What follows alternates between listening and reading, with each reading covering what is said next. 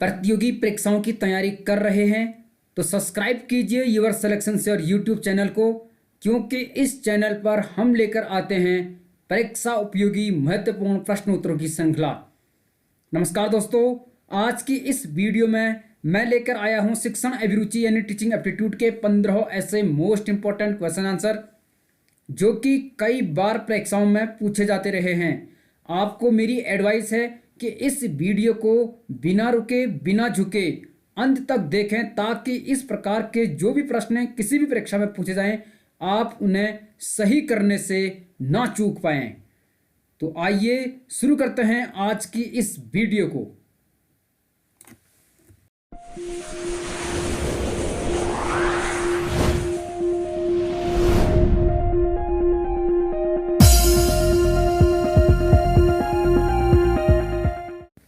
यह प्रश्न उत्तराखंड प्रवक्ता भर्ती परीक्षा 2014 के स्क्रीनिंग प्रश्न पत्र से संबंधित है।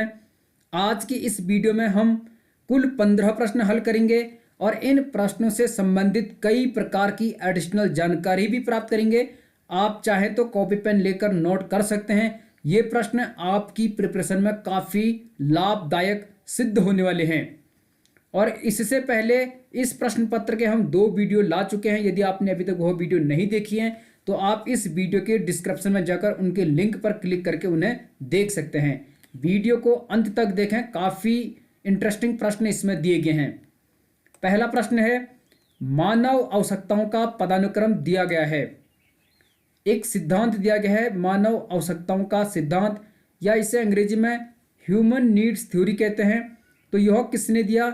इस प्रश्न का सही जवाब है ऑप्शन सी, मास्लो।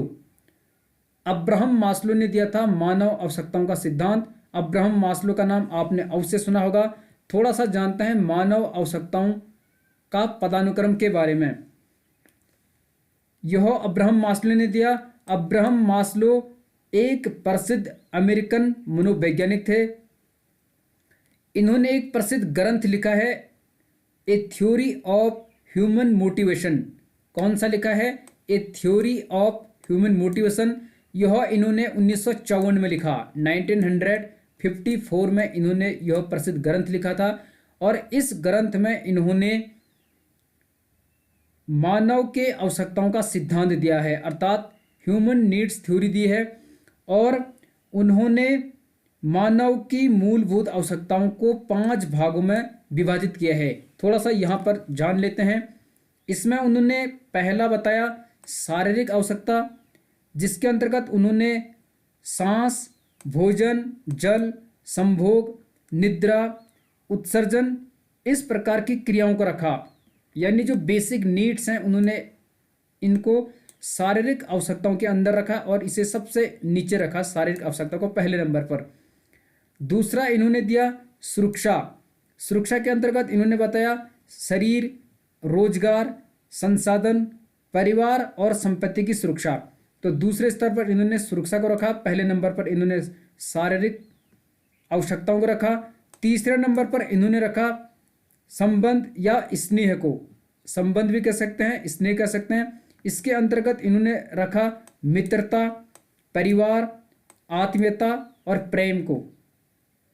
चौथे नंबर पर इन्होंने रखा सम्मान या प्रतिष्ठा को। आप सम्मान भी कह सकते हो, प्रतिष्ठा भी कह सकते हो।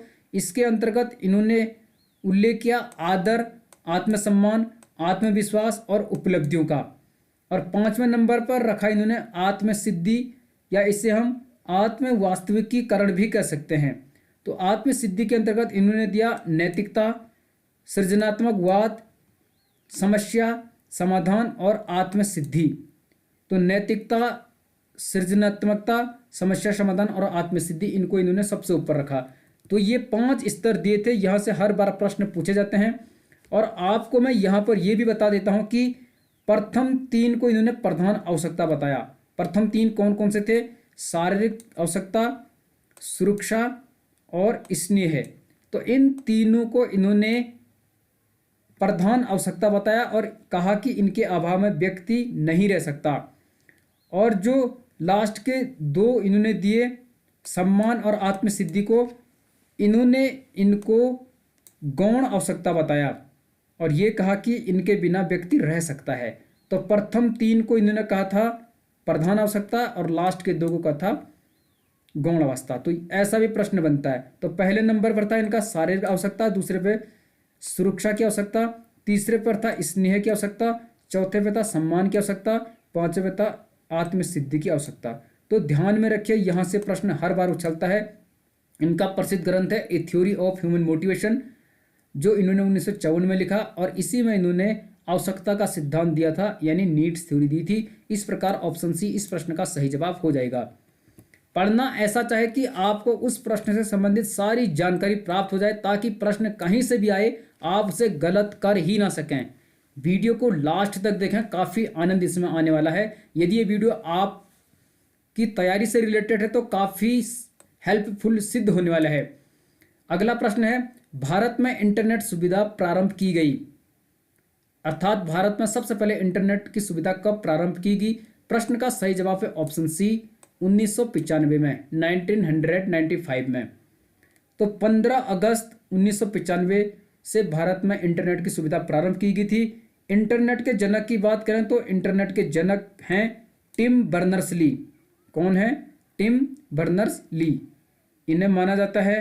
और इसके अतिरिक्त इन्होंने 1969 में इसे दिया था WWW, आपने सुना होगा, वर्ल्ड वाइड वेब। तो वर्ल्ड वाइड वेब यानी विश्व व्यापक जाल, तो टिम बर्नर्स ली ने यह दिया था। इसके अतिरिक्त आपको इसमें ध्यान रखना चाहिए HTTP अर्थात hyper text transfer protocol, HTTP hyper text transfer protocol, कई बार इसकी फुल फॉर्म पूछी जाती है। इसके अतिरिक्त कई बार HTML का पूर्ण रूप पूछा जाता है, अर्थात hyper text markup language, HTML, तो ये भी पूछा जाता है। आप ध्यान में रखिए, इस प्रश्न का सही जवाब है ऑप्शन सी। ठीक है, वीडियो को लास्ट तक देखें, और यदि इसकी PDF आपको चाहे तो आप इस वीडियो के डिस्क्रिप्शन में टेलीग्राम चैनल का लिंक दिया गया है, आप उस पर जुड़कर इसकी PDF ले सकते हैं। और उस चैनल पर हम कई प्रकार के एडिशनल जानकारी प्रतिदिन देते रहते हैं। अगला प्रश्न है, मैं नहीं आप आदर्श वाक्य है, तो ये किसका आइडल वाक्य है, ये हमें यहाँ पर बताना है। इस प्रश्न का सही जवाब हो जाएगा ऑप्शन बी, राष्ट्रीय सेवा योजना। आपकी NCC NSS स्काउट रही होगी, यदि आप विद्यार्थी रहे हैं यूनिवर्सिटी लेवल पर, तो मैं नहीं आप अर्थात नॉट मी बट यू, यह आइडल सेंटेंस है राष्ट्रीय सेवा योजना यानी NSS का। राष्ट्रीय सेवा योजना को शॉर्ट में कहते हैं NSS, और यदि NSS का पूर्ण रूप कहेंगे तो national service scheme, national service scheme इसे कहा जाएगा। और यदि NSS की शुरुआत की बात करें तो इसकी शुरुआत हुई थी 24 सितंबर 1969 से 24 सितंबर 1969 से, और यह ministry of youth affairs and sports of the government of India के अधीन है। तो ministry of youth affairs and sport के अंतर्गत आता है यह विभाग। और यदि इसके अतिरिक्त हम NCC की बात करें, जिसे नेशनल कैडेट कोर कहते हैं, तो NCC आता है youth wing of armed force के अंतर्गत। तो यह एक यूथ विंग है आर्म फोर्स की, और इसका मुख्यालय है नई दिल्ली में। और NCC की स्थापना हुई थी 16 जुलाई 1948 को, 16 जुलाई 1948 को। और इसका मोटो है एकता और अनुशासन। किसका? NCC का। NCC का मोटो है एकता और अनुशासन, अंग्रेजी में कहेंगे यूनिटी एंड डिसिप्लिन। ठीक है, और यदि स्काउट की बात करें, भारत स्काउट आपने सुना होगा, स्काउट का ध्येय वाक्य है, मोटो है तैयार रहो, बी प्रेपर।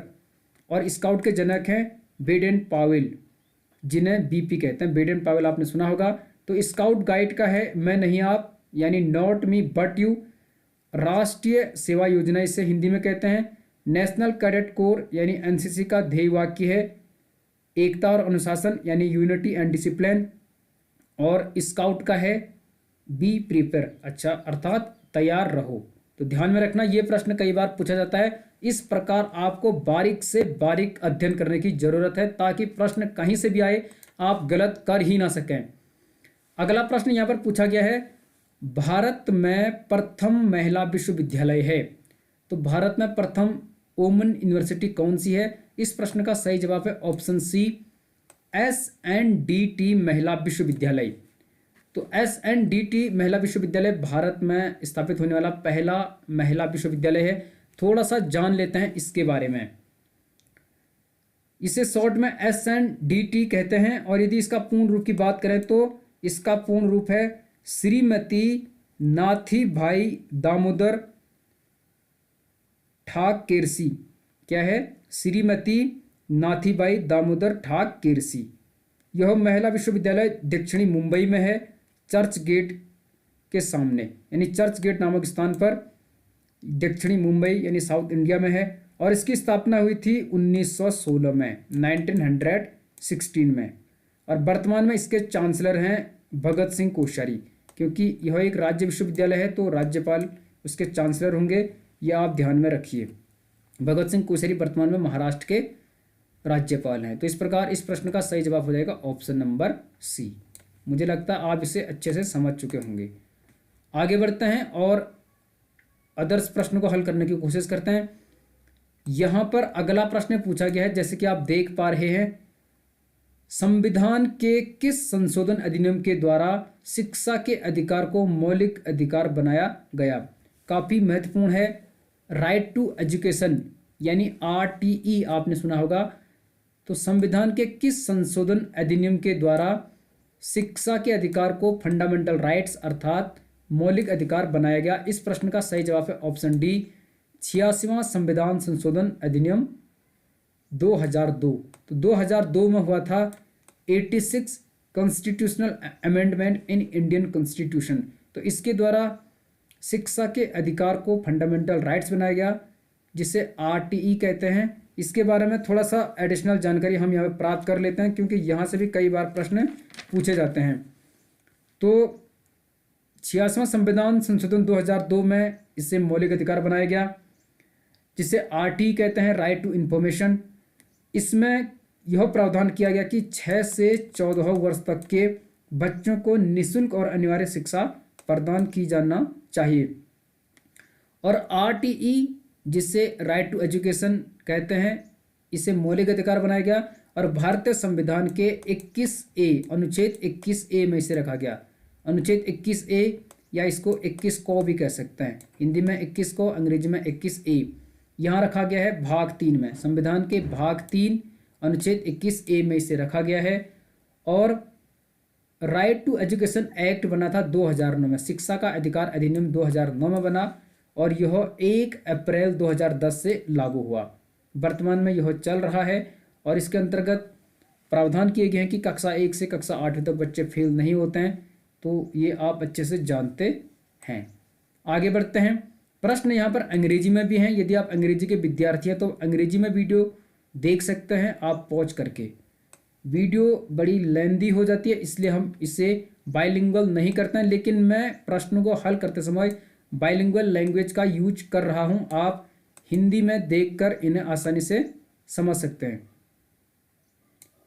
अगला प्रश्न यहाँ पर पूछा गया है, निम्नलिखित आयोगों में से किसने ग्रामीण विश्वविद्यालयों की स्थापना का सुझाव दिया? यानी रूरल यूनिवर्सिटीज की स्थापना का सुझाव निम्नलिखित में से किस आयोग ने दिया था? इस प्रश्न का सही जवाब हो जाएगा ऑप्शन ए, राधाकृष्णन आयोग। तो राधाकृष्णन आयोग ने ग्रामीण विश्वविद्यालयों की स्थापना का सुझाव दिया था। थोड़ा सा जान लेते हैं राधाकृष्णन आयोग के बारे में। राधाकृष्णन आयोग को ही विश्वविद्यालय आयोग कहते हैं। विश्वविद्यालय आयोग को ही राधाकृष्णन आयोग कहते हैं।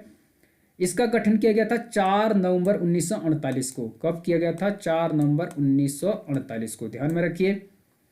और इसने अपनी रिपोर्ट भारत सरकार को सौंपी थी 25 अगस्त 1949 को। 25 अगस्त 1949 को। तो 4 नवंबर 1948 को गठन किया गया। 25 अगस्त 1949 को इसने भारत सरकार को अपनी रिपोर्ट सौंपी। यह स्वतंत्र भारत का पहला शिक्षा आयोग था। स्वतंत्र भारत का पहला शिक्षा आयोग था। इसने उच्च शिक्षा के लिए भारत सरकार को कई प्रकार के रिकमेंडेशन यानी संस्तुतियां प्रेषित की और इसी आयोग के सुझाव पर विश्वविद्यालय अनुदान आयोग यानी UGC की स्थापना भी हुई थी। उसके बारे में आगे हम डिस्कस करेंगे। आप वीडियो को लास्ट तक देखें, इसमें काफ़ी हेल्प आपको मिलने वाली है और आपकी प्रिपरेशन में ये प्रश्न काफ़ी महत्वपूर्ण सिद्ध होने वाले हैं। अगला प्रश्न है, मुदालियर आयोग का कार्य क्षेत्र था। मुदालियर आयोग, जिसे माध्यमिक शिक्षा आयोग भी कहते हैं, इसका कार्य क्षेत्र क्या था? इस प्रश्न का सही जवाब है ऑप्शन सी, माध्यमिक शिक्षा। ध्यान में रखना, मुदालियर आयोग को ही माध्यमिक शिक्षा आयोग कहते हैं, यानी माध्यमिक शिक्षा आयोग को मुदालियर शिक्षा आयोग कहते हैं। तो मो से मुदालियर, मो से माध्यमिक, आप ऐसे भी इसे याद रख सकते हैं। थोड़ा सा जान लेते हैं इस आयोग के बारे में। माध्यमिक शिक्षा आयोग का गठन किया गया था डॉक्टर लक्ष्मण स्वामी मुदालियर की अध्यक्षता में। तो डॉक्टर लक्ष्मण स्वामी मुदालियर की अध्यक्षता में इसका गठन किया गया था, इसीलिए इसे मुदालियर आयोग कहते हैं। दूसरा नाम इसका माध्यमिक शिक्षा आयोग है, क्योंकि इसने माध्यमिक शिक्षा के लिए सुझाव दिए थे, रिकमेंडेशन दी थी, अपनी संस्तुतियां दी थी।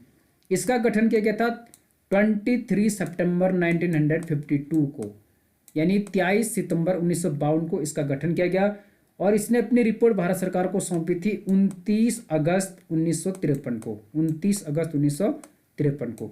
तो 1952 में गठन हुआ, 1953 में रिपोर्ट सौंपी, गठन हुआ था 23 सितंबर 1952 को, रिपोर्ट सौंपी 29 अगस्त 1953 को। तो ध्यान में रखिए 1952-53 में यह आयोग बना था, माध्यमिक शिक्षा से संबंधित है। मो से मुदालियर, मो से माध्यमिक, ऐसे आप याद रख सकते हैं। अगला प्रश्न यहां पर पूछा गया है, सर्व शिक्षा अभियान कब शुरू किया गया? सर्व शिक्षा अभियान, जिसे शॉर्ट में SSA कहते हैं। एक है SSA, एक है रमसा, एक है रूसा। ठीक है, तो SSA है सर्व शिक्षा अभियान, रमसा है राष्ट्रीय माध्यमिक शिक्षा अभियान, और रूसा है राष्ट्रीय उच्चतर शिक्षा अभियान। रूसा हायर एजुकेशन के लिए है, रमसा माध्यमिक शिक्षा के लिए है, और सर्व शिक्षा अभियान प्राइमरी शिक्षा के लिए है। ठीक है, इस प्रश्न का सही जवाब हो जाएगा ऑप्शन बी, 2001 में। तो सर्व शिक्षा अभियान यानी SSA का गठन या शुरुआत की गई थी 2002-2001 में, और इसके शुरुआत करता थे श्री अटल बिहारी वाजपेयी, उस समय प्रधानमंत्री थे, और इन्होंने इसकी शुरुआत की। इसका मकसद था प्राथमिक शिक्षा के सार्वभौमिकरण को प्राप्त करना, यानी प्राइमरी शिक्षा में सार्वभौमिकरण को प्राप्त करना। सब बढ़ें सब पढ़ें, आपने देखा होगा। ठीक है, तो ये SSA है सर्व शिक्षा अभियान, अभी भी यह निर्बाध रूप से कार्य कर रहा है भारत में। तो आप इस प्रश्न को समझ लीजिए, यहां से प्रश्न बन सकता है। अगला प्रश्न, शिक्षण कौशलों का विकास किया जाता है। शिक्षण कौशल, जिसे अंग्रेजी में टीचिंग स्किल कहते हैं, इसका विकास किया जाता है। इस प्रश्न का सही जवाब है सूक्ष्म शिक्षण द्वारा, यानी माइक्रो टीचिंग द्वारा। तो सूक्ष्म शिक्षण कौशल पर आधारित होता है।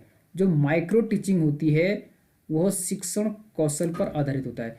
सूक्ष्म शिक्षण यानी माइक्रो टीचिंग कराने का उद्देश्य होता है टीचिंग स्किल को विकसित करना, यानी शिक्षण कौशलों का विकास करना छात्र शिक्षक में या छात्रा शिक्षक में। यहाँ पर मैं आपको कुछ शिक्षण कौशलों के प्रकार बता देता हूँ कि कितने प्रकार के शिक्षण कौशल किसने दिए। यहाँ से प्रश्न बनता है, आप नोट कर लीजिए।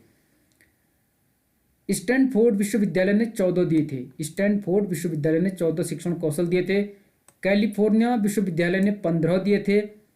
यदि भारत की बात करें तो भारत में CASE अर्थात centre for advance study in education, centre for advance study in education, जिसे शॉर्ट में CASE कहते हैं, इसने 21 दिए थे, ध्यान में रखना। इसके अतिरिक्त MS विश्वविद्यालय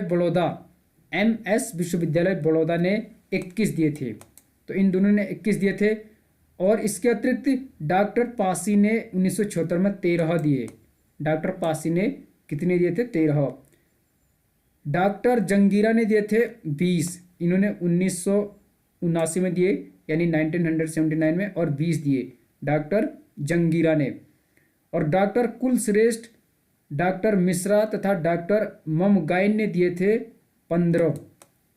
इन तीनों ने 15 दिए। किस किस ने? डॉक्टर कुलश्रेष्ठ, डॉक्टर मिश्रा तथा डॉक्टर ममगाइन ने 1983 में 15 दिए। और एलन व रायन ने दिए थे 14। ये प्रश्न पिछली बार आया भी था, एलन व रायन ने, तो ये 2014 के लेक्चर में पूछा गया था। ये मैं कल की वीडियो में डिस्कस कर चुका हूँ, यदि आपने वो वीडियो नहीं देखी तो आप देख लीजिए।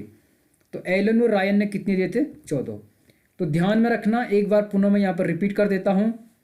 स्टैनफोर्ड विश्वविद्यालय ने 14, कैलिफोर्निया विश्वविद्यालय ने 15, CASE यानी centre for advance study in education ने 21, MS विश्वविद्यालय बड़ौदा ने 21, डॉक्टर पासी ने 13 दिए थे 1976 में, डॉक्टर जंगीरा ने 20 दिए थे 1979 में, डॉक्टर कुलश्रेष्ठ, डॉक्टर मिश्रा तथा डॉक्टर ममगाइन ने दिए थे 1983 में 15, और एलन व रायन ने दिए थे 14।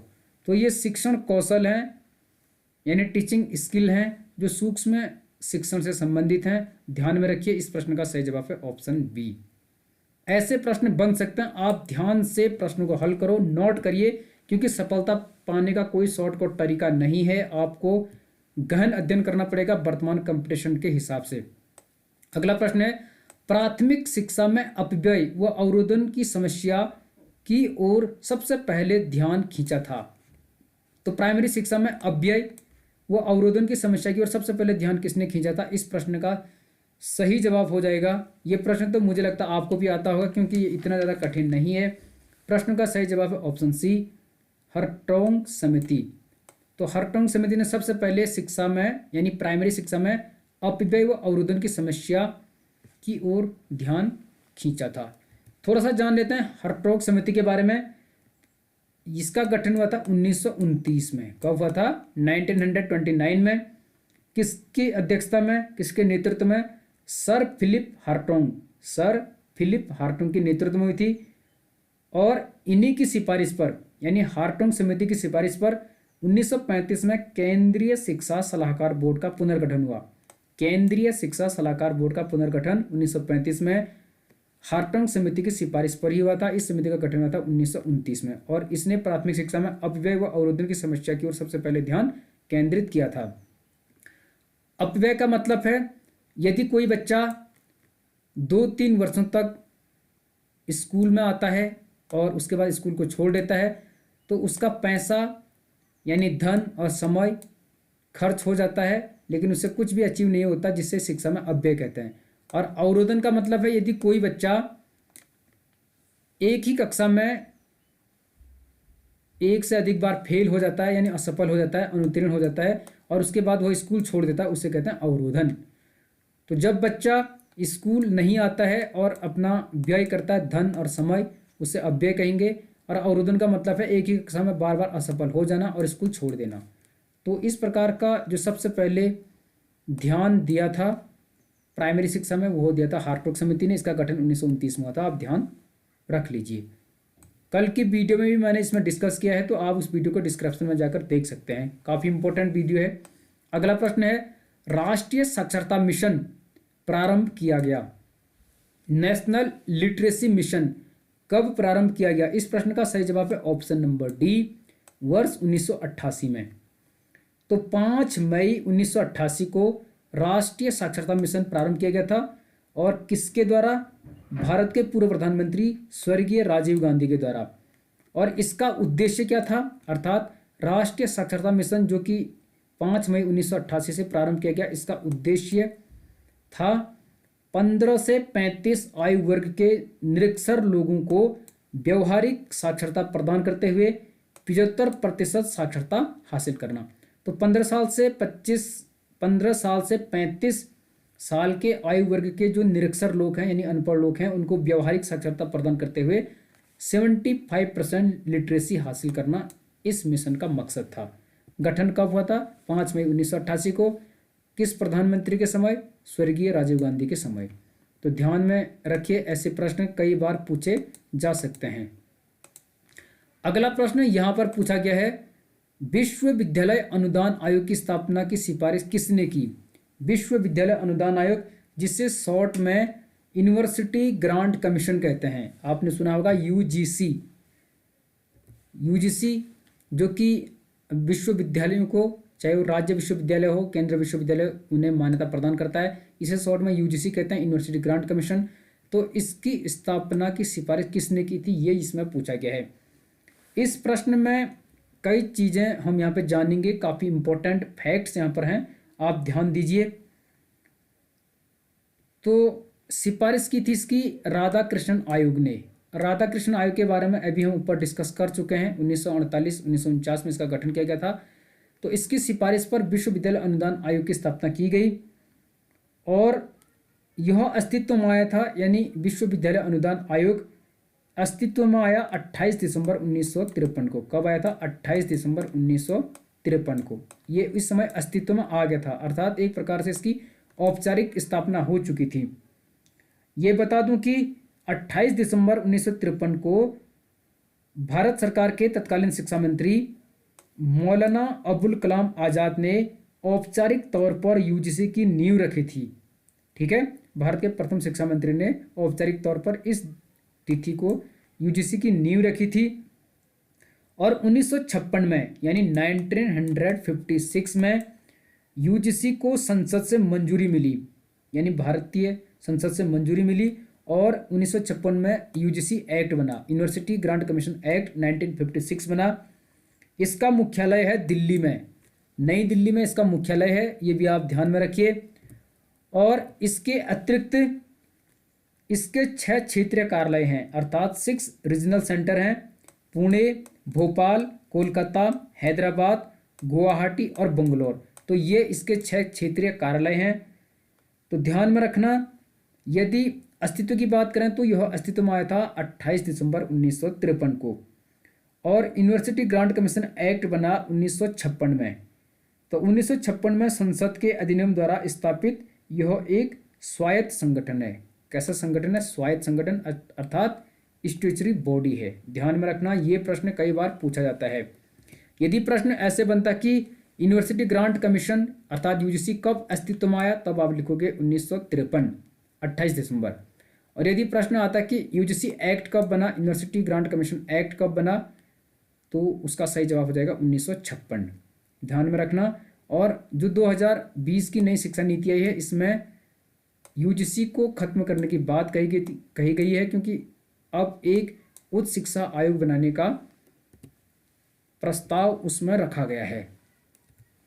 ठीक है, आगे बढ़ते हैं। यहाँ पर प्रश्न अंग्रेजी में भी हैं। आप यदि अंग्रेजी के विद्यार्थी हैं, अंग्रेजी माध्यम से तैयारी कर रहे हैं, तो आप इन्हें यहाँ पर हल कर सकते हैं। वैसे मैं बाइलिंगुअल ही प्रश्न को डिस्कस कर रहा हूँ, वीडियो ज़्यादा लंबी हो जाती है, इसलिए हम इसे अंग्रेजी में हल नहीं करते।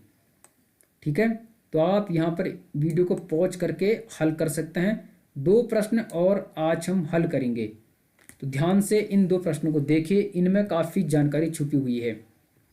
यहाँ पर पूछा गया है, विद्यालय का आंतरिक अनुशासन संभाला जाता है, इंटरनल डिसिप्लिन किसके द्वारा संभाला जाता है? इस प्रश्न का सही जवाब है ऑप्शन बी, प्रधानाध्यापक तक, अर्थात प्रधानाचार्य द्वारा या प्रिंसिपल द्वारा विद्यालय का आंतरिक अनुशासन संभाला जाता है। तो ऑप्शन बी प्रश्न का सही जवाब हो जाएगा।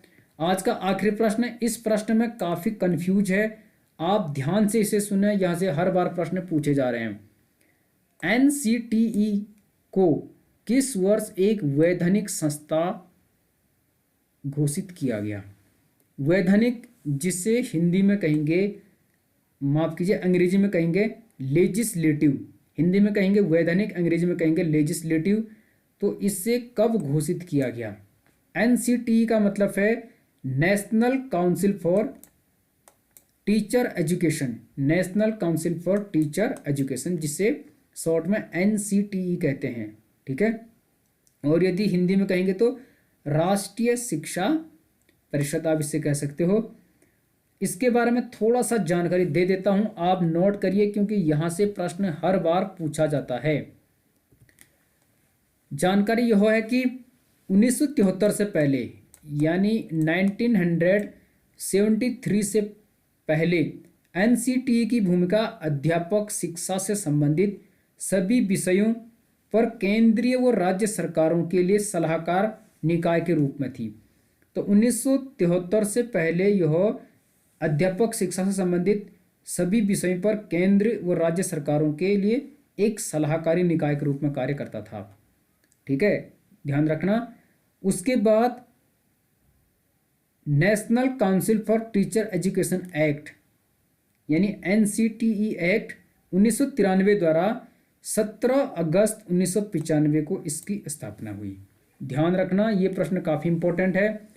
एक्ट कब बना था? National council for teacher education act बना था 1993 में। यदि एक्ट पूछा जाता तो बना था 1993 में, और इस एक्ट के ही आधार पर 17 अगस्त 1995 को यानी 17 अगस्त 1995 17 अगस्त 1995 को NCTE की स्थापना हुई। ये ध्यान में रखना। इसका मुख्यालय है नई दिल्ली में।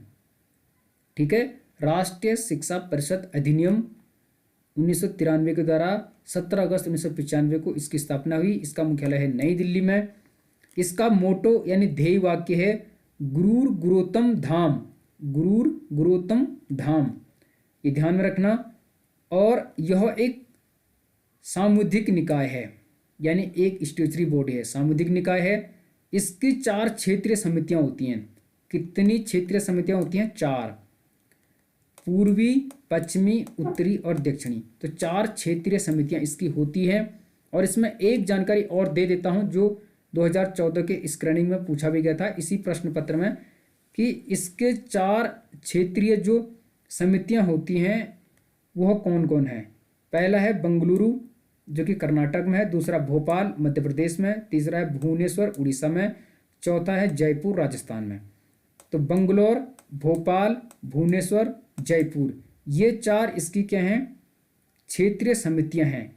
और पिछली बार पूछा गया था कि इसमें उन्होंने एक चेन्नई दे दिया था, तो वो चेन्नई इसका जवाब था कि पूछा गया था कि इसमें से कौन NCTE की क्षेत्रीय समिति नहीं है। तो चेन्नई नहीं है, बंगलौर, भोपाल, भुवनेश्वर, जयपुर है। तो ध्यान में रखना ये प्रश्न काफ़ी इंपॉर्टेंट है। अभी इससे संबंधित कोई भी प्रश्न पूछा जा सकता है। तो आज की वीडियो में हमने हल किए हैं 15 प्रश्न जो कि काफ़ी महत्वपूर्ण प्रश्न थे। यदि आपको ये वीडियो अच्छी लगी तो वीडियो को लाइक करो, चैनल को सब्सक्राइब कर लो यदि आपने अभी तक नहीं किया है। कमेंट करो कि वीडियो आपको कैसी लगी, क्योंकि आपका एक कमेंट ही हमारे हौसलों को बुलंद रखता है। मिलते हैं अगली वीडियो में, तब तक बने रहिए गंगा प्रकाश वैश्विक के साथ। आपका बहुत बहुत धन्यवाद। खुश रहो, मस्त रहो, बिंदास रहो, जी तोड़ मेहनत करो और सफलता पाओ as soon as. All the best.